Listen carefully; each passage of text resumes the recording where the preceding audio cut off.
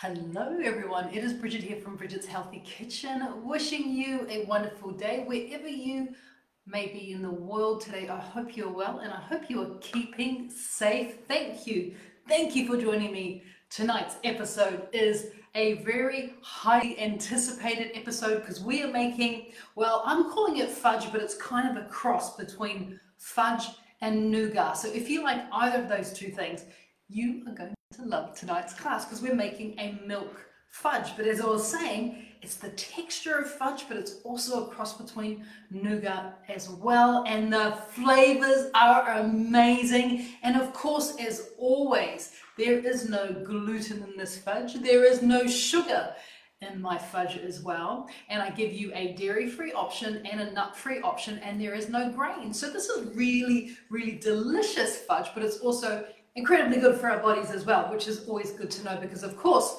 no sugar means we're not spiking our insulin response, we're not raising our blood glucose as well, yet we're still able to eat fudge. I mean, who wouldn't want to do that? It's pretty brilliant, right? So the recipe is pretty easy to make, just a couple of ingredients. We're going to put some really beautiful flavors into it as well. So why don't we just jump straight in and get into this milky fudge, because it is so incredibly wonderful. So the first thing I want to show you guys how to do is your vessel that you will be setting the fudge in. So I'm going to be using a loaf tin. It makes this particular amount of ingredients that are given you for the milk fudge makes around about, depending on how big you slice them, about 30 to 40 pieces of fudge. And we're going to set it in this loaf tin. So you don't want anything too big because I want it to be a decent height. That's why I've sort of restricted the width so I can have a decent height on it. And it's really important that we put a bit of non-stick baking paper down in there. I just want to show you guys how to do that. So I've got here a canola cooking spray. I honestly do not cook with this. I actually use this as glue to glue my baking paper onto my tins. That's the only reason I have it. I would never ever cook with this canola. And I'm just applying just a light spray on the, the base and the sides of my tin so that when I put my baking paper down, it literally acts like a bit of glue and sticks really well to it. So I'm going to be pulling off more baking paper than what is required. Because what I kind of want to do, so it's quite a decent size, what I want to do is when I lay the baking paper into the, I'm going to just cut it to size. It's a little bit big. When I lay it into the tin, I want it to overlap up the top because it's going to make me pulling or extracting the fudge from the tin really, really easy. So we're going to start with that. And as you can see, I'm going to be laying it in that way with these little flaps here over the top. So when I'm ready to bring the fudge out, once it's set, I literally just pull it out. So make sure you've got a bit of an overlap there. And then of course we still have some pieces on the sides that we're going to want to cover as well. So I'm going to go back to that piece that I cut off. Don't want to waste it. And then, thank you, canola oil glue. It's the only thing that particular oil is good for. Trust me about this. It is not something that you want to put inside your body, but it does work as really good glue. And there you go, nice and stuck on. So that's our tin ready to go. Because the other thing when you are making these types of confectionaries is you want to make sure that the vessel you're going to be setting the fudge in is already done, because you don't want things to be left in the hot pot too long. That's why I've got that one done first. So that's the first job. The next job is we're actually going to make the liquid sugar. And once again, pretty easy to do. You want to take yourself up, ideally, a medium-sized saucepan. You want to make sure it's quite a heavy-based saucepan. That'll make sure that the ingredients that we put inside of it aren't going to catch and burn. So I'm going to be doing all the measurements straight into my pot just to make it nice and easy. And it's pretty simple. We're going to start off with 125 mils of water, which is 4.2 ounces. So 125 mils, about half a cup. But when it comes to these types of things as well, I absolutely recommend that you measure everything because you want the measurements to be precise to make sure it works. So 125 mils or 4.2 ounces, just normal water goes in there. Not bad, pretty good, 126. And the other ingredient that's going to go in there is our zero add sugar. And the reason I'm using zero add sugar is because, of course, there is 0 calories and our 0 is sugar, yet it still tastes like sugar. It will not affect your glycemic index at all, so it's a low GI, which basically means it won't spike your insulin or your blood glucose, and it has 0 laxative to the effect. Well, that's our brand anyway. It has 0 laxative, which is great. So we're going to be putting into here 220 grams, which is 7.7 ounces, straight in, 220 grams. This is like such a miracle 0 sugar, because it doesn't affect our bodies at all in a negative way, yet we're still able to have our treats because of it, which is just so wonderful. And of course, this is our own brand of 0 sugar. So this brand belongs to Bridget's Healthy Kitchen, and it's just wonderful. So 220 grams of our 0 sugar goes in. And you know the other really cool thing about 0 sugar that people do not realize is that it's got 0, here's why we call it 0 calories.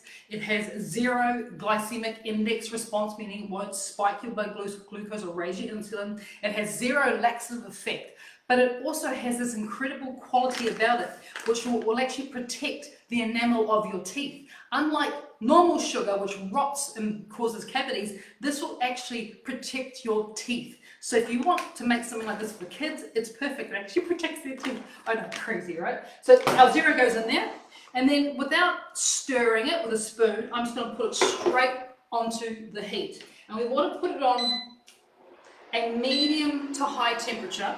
And what we're going to do is we're going to bring it to the boil.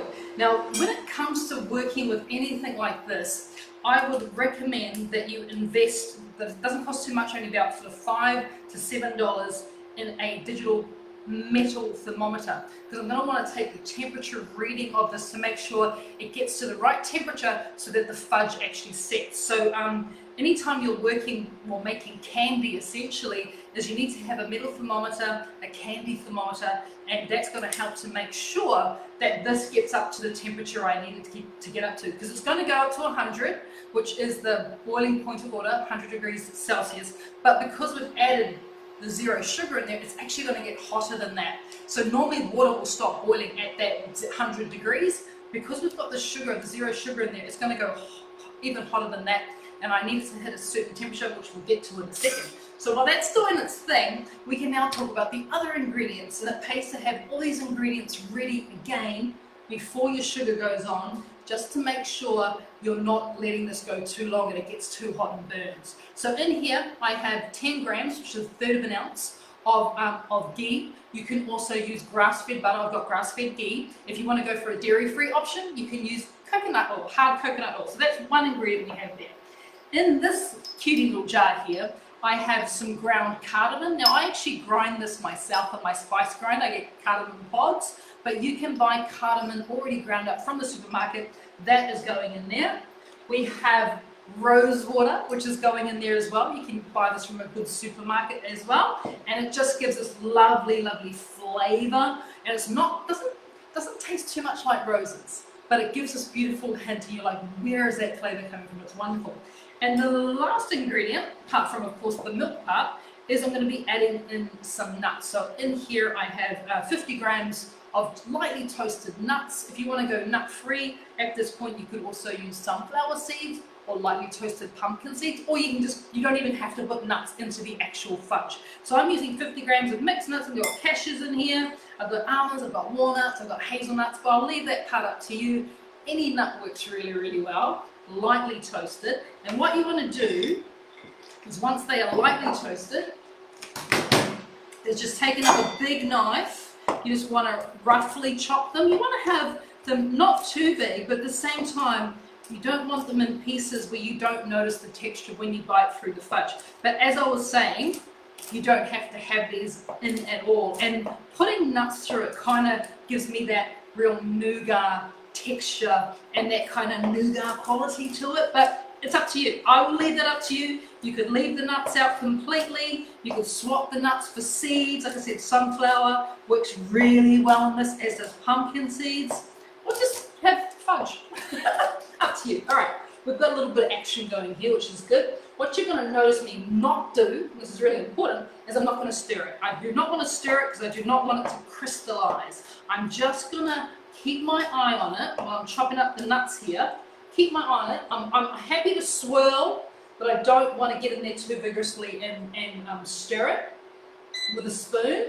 Just turning it up a little bit higher, because I want it to come to the boil, and then we're going to start to monitor what is happening in regards to the temperature. And that's really the part where you do not want to step away, because this can go from perfect to burnt in a couple of minutes, or not even that, a couple of seconds. So happy with the nuts there, looking pretty good. Got a bit of a bubble going, but always watching, always listening as well. Turning it down, bubbling too vigorously for my liking. But now I'm going to start to just test the temperature. So the temperature that I'm aiming for with this is 120 degrees Celsius, which is, how much is that in Fahrenheit? Could you do the check for me, Mahi? I can't remember off the top of my head. 120 degrees Celsius to Fahrenheit, please. We're nearly there. It doesn't take long. We're very close. 248 Fahrenheit. There you go. So around about 250 degrees Fahrenheit. I'm going for 120 degrees Celsius. And when you're putting your metal thermometer into the liquid, what you want to do is make sure that the base of the metal thermometer is not touching the base of your pan, because you're going to get an inaccurate reading. What reading you're going to get is actually the reading from the pot, not from the liquid. So I'm just angling the pot just up a little bit. So I'm putting into as much liquid as possible, having a bit of a read. We're not far away at all. And as I was saying, this does not take long. So this is not the time to check Facebook or what's on TV, or maybe I'll just go to the bathroom. This is definitely the time to stay glued to your pot, because when it does happen, it happens quickly and we don't want it to burn. So I'm going to keep on checking. In total, depending on, this all depends on the pot, how long it's actually going to take, would you believe. This pot is ideal for this type of work. It really is. I'm only about 5 degrees away now, so I'm not far at all. So I'm not even going to leave. I'm going to stand here.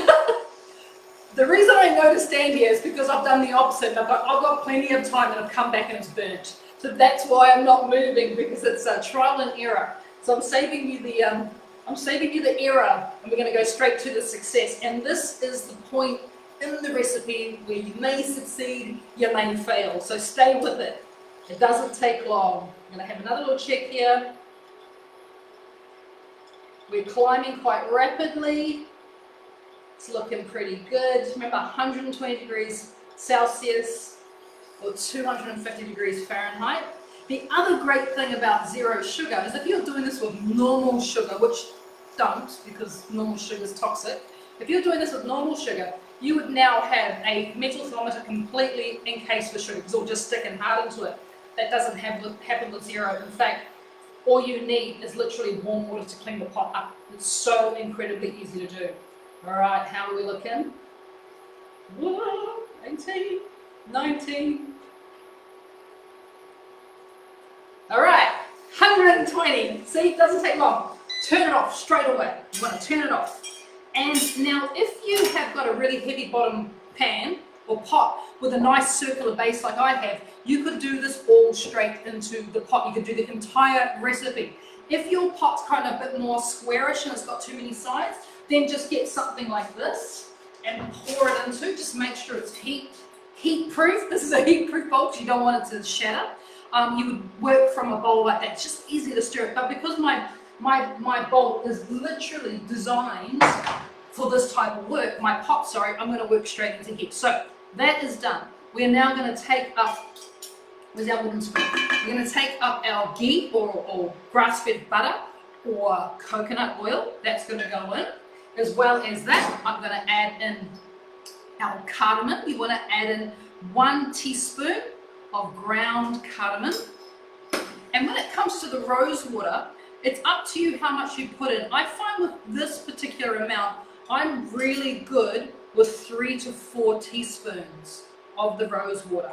Some people, they may be happy with 2, but I quite like about 3.5, almost 4 teaspoons of rose water goes in there.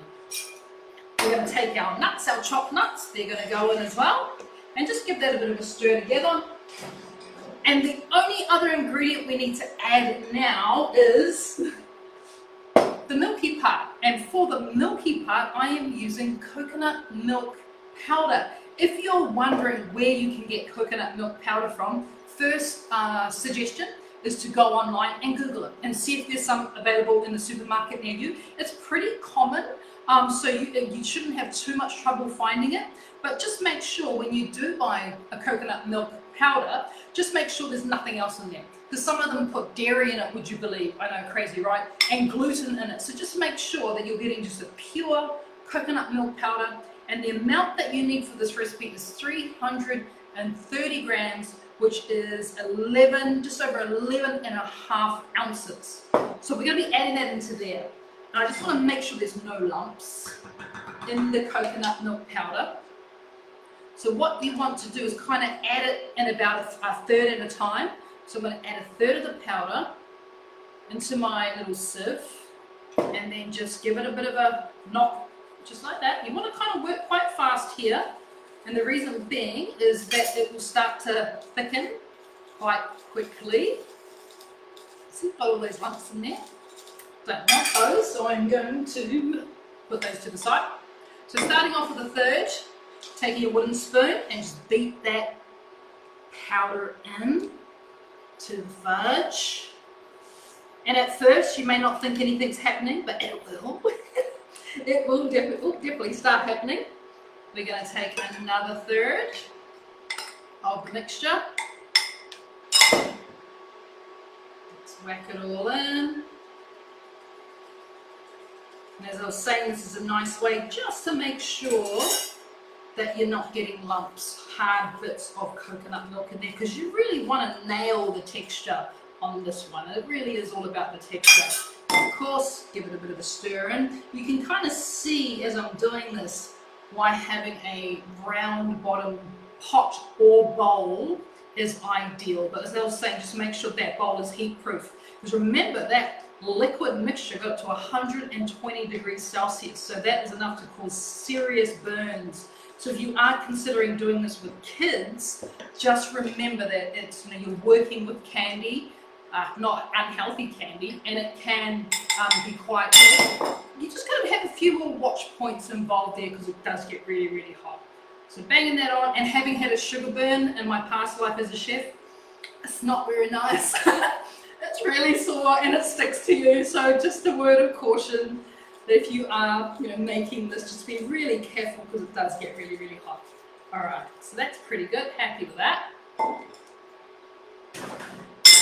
And keep on mixing it in. And as I said, this is, I'm not working vigorously fast, but I am definitely mindful of the fact that it is, because you can see, right? Look how hard it's gone. It's turned into fudge. I know, it's so exciting. And it's really tempting at this point in time to stick your finger in and taste it to see what's going on. I don't recommend you do that because it's still pretty hot as well. So this is the sort of texture that you're after. It's definitely not firm, but it has gotten quite thick. And once you're at that point, take up your lined tray, and then we're just going to whack it in unceremoniously, because we will smooth it out, of course. But you can kind of see the texture that I'm working with here. It's oh, there you go, just for you. There's the texture. Okay, it's not too hot, it's pretty good. And just to make sure that we don't waste any of it, let's get out our spatula and put that in as well. And then of course, scrape out what is in the pot. Don't waste it. Oh, there's a bit on the side. And now that we've got our spatula here, we can just start to smooth the top off to make sure that we've got really, really, really good fudge setting really, really, really well. And just smooth off the top as much as you can. And already I can see that the fudge is beginning to set. It doesn't take long from this point. So right now, what you could do is you could, just smooth it off. If you need to, just put a little bit of water just on the top of the spatula, just to help you to get it nice and flat on the top. There is nothing stopping you from doing that as well. Just a little bit of water in there, just plain water, and it will just help to give you a really smooth finish. And at this point in time, you could literally just pop it into the fridge just like this. And you want to set it for around about an hour, about 60 minutes or so, until it becomes at a texture where you're actually able to slice it. But if you wanted to as well, this would be a really nice opportunity to put some toppings on it, because I mean, it's gorgeous like that, but let's just say that you want to take it a step further and you want to consider some of the toppings that I have here on my tray. So I have some toasted coconut, and they're lovely big shreds of coconut. So if you want to add a little bit more coconut flavor, because I have to be honest with you, this fudge does not taste overly coconutty, it tastes milky. It's really amazing. So there is nothing stopping you from adding some toasted coconut. Just sprinkle sort of 4 to 5 tablespoons of whatever your desired topping is right on top before it goes on the fridge, so it sets into the fudge. So you've got toasted coconut. You could also do something like rose petal, dried rose petals there, because obviously we've got rose water flavoring that fudge as well. I've got, this is my personal favorite way to have it, because this is quite a decadent sweet piece. So what I like to do is take lightly toasted pumpkin seeds, lightly toasted sunflower seeds, mix them with a bit of mineral salt, yeah, you know, that salty sweet combination, and then sprinkle them on top. That's my personal favorite, because I love the balance of the salt and the sweet. And of course, there's nothing stopping you from just taking some lightly toasted nuts and then sprinkling those on top as well. The toppings are where you get to play. It's where you get to have a little bit of fun. So I'm going to leave that up to you, what you decide to do. I have done one earlier. I'm going to show it to you now. All the different toppings. I think I did all of them. I did all of them. So remember that lip that we had right at the beginning? That this is why. So we're able to go, ta, and it just comes out just like that. Nice and easy. And as you can see, I had a bit of fun with the toppings. I didn't just stop at one topping. I decided to show you guys a number of different toppings. I even used up the little bits of coconut milk powder and sprinkled them on the end, because they're the hard little lumps. I was like, I'm not going to waste those. I'm sure I can use them. And I just want you guys to see just how easy it is to slice this into pieces. And as I was saying, 30 to 40 pieces, depends how big your pieces are. I know someone did say they're just going to have one big piece. So I said, you don't better stop at one piece. And she's like, well, I just won't cut it then. This is one piece. It is wonderful, but I just want to show you the gorgeous texture that we have from this. Oh my gosh, here we go. It is, can you see what we have there? It is wonderful. So I'm going to cut it into all these lovely big pieces and then cut it again. And it's nice to know that this fudge can live in the fridge for a couple of weeks, because you know there's no real ingredients in there that is going to cause this to go off very quickly. So it can live in your fridge for quite a bit of time. But I personally prefer the fudge to be served at room temperature. So I just like to store my fudge in an airtight container in the pantry, because it's cold enough here at the moment. It's not going to melt at all. I like to store mine in the pantry because I love the texture when it's at room temperature, but I'll leave that up to you. I'm sure there are going to be some of you out there that actually like it cold from the fridge, because it's just a little bit more chewy, which is just so incredibly nice. All right, so let's keep on cutting. So here's the one that I was talking about, where it's literally salted sunflower seeds and pumpkin seeds. It is really, really wonderful. Like, please trust me on how wonderful it is. Oh, goodness me, isn't that gorgeous? And you know, it's just one of those little treats. Which one am I going to try? It's so hard to decide. This is definitely, Mahi, how are you feeling about the fudge? Yum. Yeah. Didn't pay him to say that, but he does really, really like the fudge. He's very, very impressed. So I'm going to try this one. I'm going to go with the coconut pieces. And you can kind of see it's kind of almost nougat-y. And if you cut it to that size, you will get 30 pieces. But if you cut them any larger, you may get less. So I'll leave it up to you. Wow. The flavor, how can I describe it? Oh, so good. When it starts to melt down your throat. Oh, it's so good. So the flavor is more milky than coconutty. That's number one. It's very, very milky. It's not too sweet. It's a lovely balance. The nuts are in there to give you good texture too. But at the same time, I'm going to just make fudge on its own, I reckon, because that would just be nice too, right? But it just, you can leave teeth marks in it. You know it's good when you can leave teeth marks in it. And depending on what topping you decide, it's going to be absolutely amazing. So I will be sharing this recipe right here tomorrow on Facebook if you'd like to download your own copy of the recipe.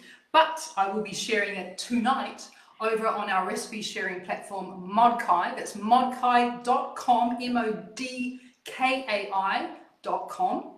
It is our Bridget's Healthy Kitchen recipe sharing platform. There's no spammers, there's no ads, there's just the recipes available for you guys to go there. There's also community, so you can go on, chat with each other, ask questions, talk directly to me and Mahei on the platform. If you haven't joined yet, it's free. It's where we're going to be posting the recipes, and I will post this recipe up tonight, so you can either view it online or you can download and print up your own copy, and you don't have to go through Facebook. It's amazing. So if you'd like the recipe, tomorrow here on Facebook, or jump on over to Modkai, give me about half an hour to clean up the kitchen, and I'll post that recipe for you guys, and you can have your own version. They're online, so I can't wait to hear what you guys think of my milky fudge. I'm very excited. Until next time, I will see you back in the kitchen in a couple of days. More exciting recipes to do, and of course, we are very, very close to releasing the new cookbook, Treat Yourself Healthy. Very close, a couple of days time. Can't wait. All right, guys, everyone be safe, be well. Enjoy the rest of your night. Enjoy the rest of your week. And I will see you back here in the kitchen really soon. Bye.